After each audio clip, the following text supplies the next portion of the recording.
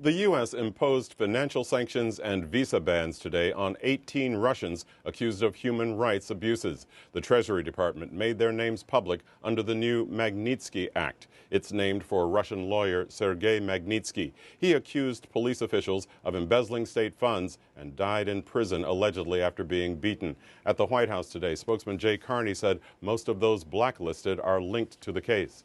We will use the tools in the Magnitsky Act and other available legal authorities to ensure that persons responsible for the maltreatment and death of Mr. Magnitsky are barred from traveling to the United States and doing business here. In turn, Russian President Vladimir Putin vowed to retaliate by imposing similar sanctions on Americans.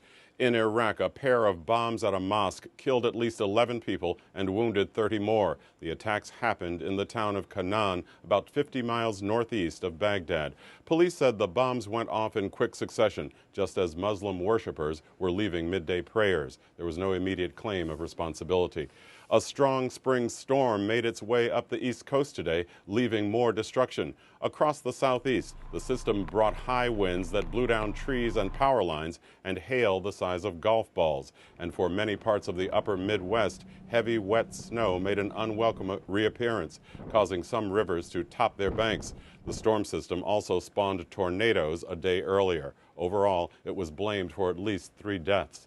The First Family released 2012 income tax returns today. President and Mrs. Obama reported an income of nearly $609,000. That's down from $5.5 million in 2009, their first year in the White House. The Obamas paid federal taxes of more than $112,000 last year for an effective tax rate of just more than 18%.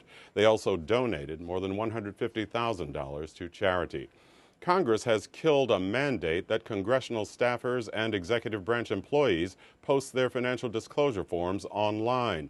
The requirement under the Stock Act was to take effect on Monday. Repeal passed the House and Senate today without debate. On Wall Street, the Dow Jones Industrial Average lost a fraction of a point to close at 14,865. The Nasdaq fell 5 points to close under 3295. For the week, both the Dow and the Nasdaq gained more than 2%. Those are some of the day's major stories. Now back to Judy.